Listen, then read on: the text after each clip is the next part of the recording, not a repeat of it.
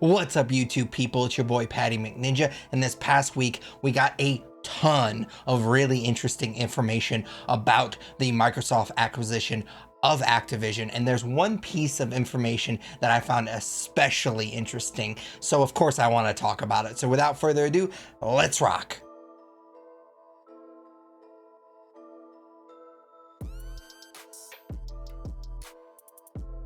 And if you follow my channel for a while now, you're probably curious why I haven't talked about this acquisition before this video. This story is potentially game-changing in the world of video games, and it's weird, I know, that I haven't talked about it on a channel where I cover a lot of video game news.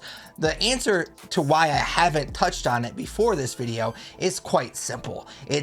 I find the business side of video games to be pretty boring. And since I only do this channel as a part-time hobby, I don't want to make a video for the sake of making a video. That's the exact reason why I'm not reviewing Final Fantasy 16. Those are great games and people love them, but I just never got into them. So I feel like despite the fact that that review would probably get clicks, I just don't want to force it. And I feel the same way about this acquisition in general. I find, again, the business side of video games to be very boring. And if I covered it on this channel, I'd just be covering it to get those clicks. That being said, we've been getting a lot of really interesting video game information because of this potential merger and trial. So I do want to cover the most interesting thing, as I mentioned in the intro. But before we get to the meat and potatoes of this video, I do want to put out my 2 cents, my overall thoughts on Microsoft's potential acquisition of Activision Blizzard before we get started. And it's pretty simple. My thoughts are, I think it's a bad idea. I understand it from a business side of things. I understand that Microsoft and Activision Blizzard are companies that their sole purpose is to make money, and this deal will make them a boatload of money. But gamers, I feel, will get the short end of the stick if this deal eventually goes through.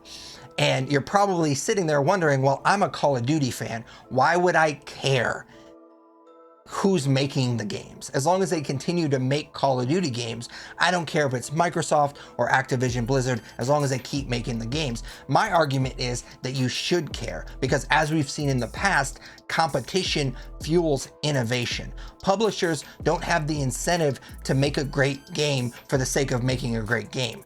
They make great games because they feel like that's their best way to make money. If there are multiple games in the marketplace and one game is clearly better than the others, gamers are going to flock to the best game. If there's no competition, they have no real incentive to make a great game. And my argument is that instead of Microsoft just buying Activision Blizzard, if they want to get some of that sweet Call of Duty pie, and I know that Activision Blizzard makes more than just Call of Duty games, it's just the easy example. So if you have another franchise that you love from Activision Blizzard, you can just kind of cut and paste that franchise into this example. But instead of just buying Activision Blizzard, my argument is that Microsoft should try to compete with them. Because as gamers, that means we're just gonna get better and better games. Because yes, it would take Microsoft a while and a lot of money to eventually make that game, but hopefully it would come out and hopefully it was good. And then instead of one good first-person military shooter, we would now have 2 of those games. And since there's only so many gamers that play that genre, in order for Activision Blizzard to keep that market share, they would have to continue to make better and better games. And hopefully that would mean that Microsoft would continue to push them. And that competition, again, just fuels innovation. And hopefully we get better and better games. And I think we've already seen what happens in video games when there isn't competition. I know this is not exactly an apples to apples comparison, but stay with me, I do think it's relevant. So back in high school, I used to be a huge Madden football fan.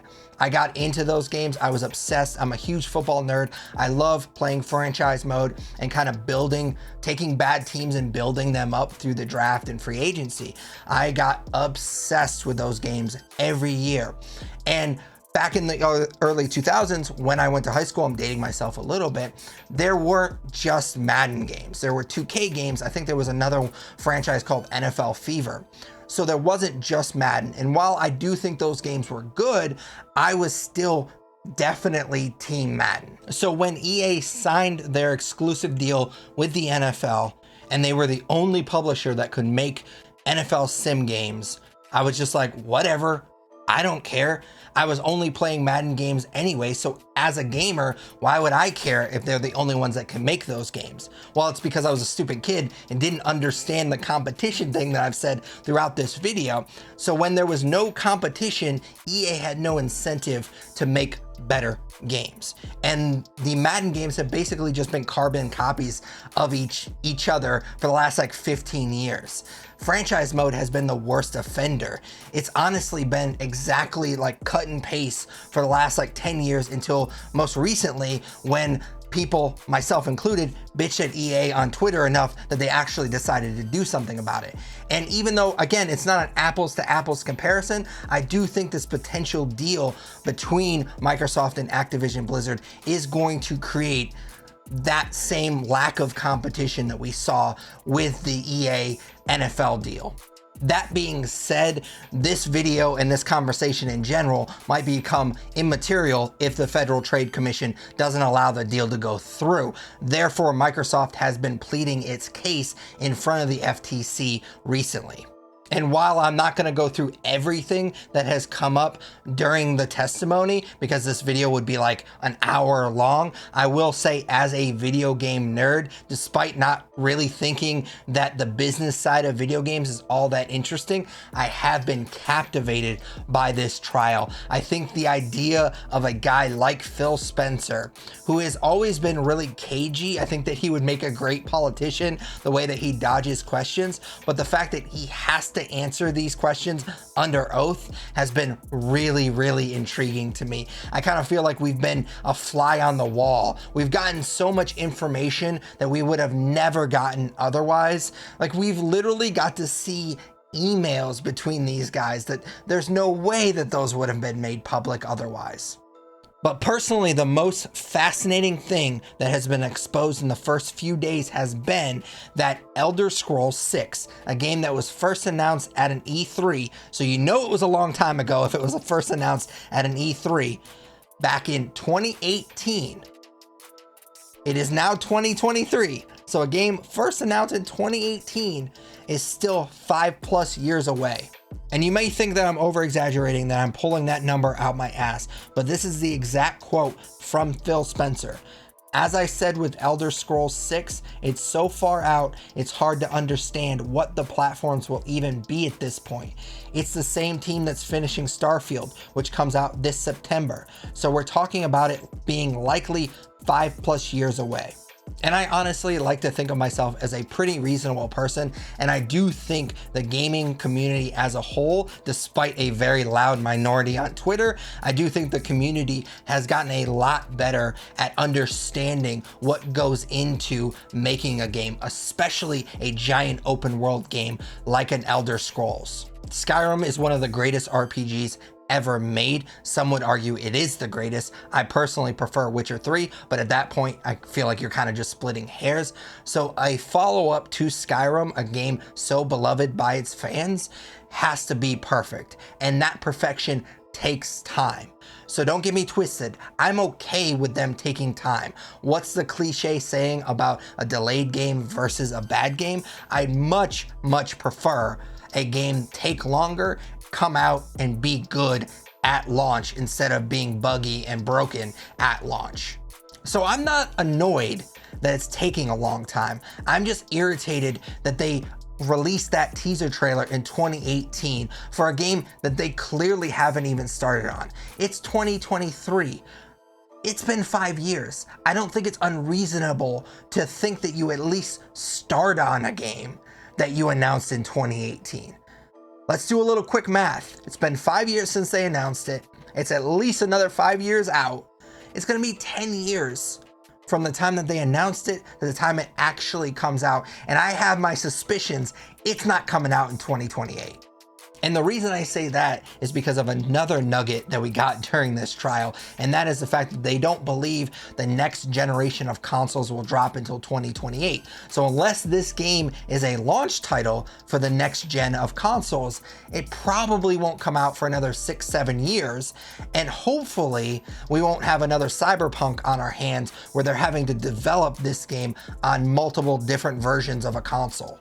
I actually read a theory that Bethesda released this basic bitch of a teaser trailer in 2018 to distract people from Fallout 76's terrible launch. And while I love a conspiracy theory as much as the next guy, I don't buy this one. And the reason I don't buy this is because it's giving Bethesda way too much credit. It's giving them benefit of the doubt that they actually had a plan.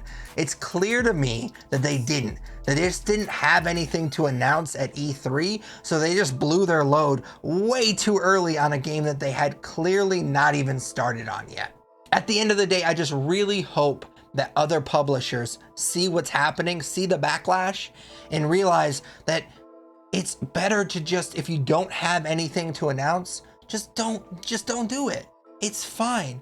There are so many great video games out there. There's so many franchises that as gamers, we'll be fine. You don't have to announce everything every year. Just chill out. I would much rather go the Mortal Kombat 1 route, where it's literally, we find out about a game, we see a trailer, and we just get bombarded with really good stuff about the game, and then the game comes out in a few months. Instead of 5 years and they haven't even started on a game yet, and it turns out it's not going to come out for at least another 5 years. Much rather go the Mortal Kombat 1 route, where we just get bombarded with stuff and then the game comes out. You don't have to announce stuff way too early. But as always, those are just my thoughts. I'd love to hear yours in the comments down below. If you enjoyed the video, definitely smash that like button, as the kids say. Consider subscribing. If you do subscribe, ding that bell. That way you get notified every time I post a video. I try to post weekly gaming related content. So if you like that type of content, definitely consider subscribing and dinging that bell. But until next video, take it easy. What's up, YouTube people? It's your boy Patty McNinja, and this is my boy Yoshi, aka Kitty Boy, and we were just talking and we agree that since you made it this far in the video, you might as well subscribe. You wouldn't want to disappoint Kitty Boy, would you?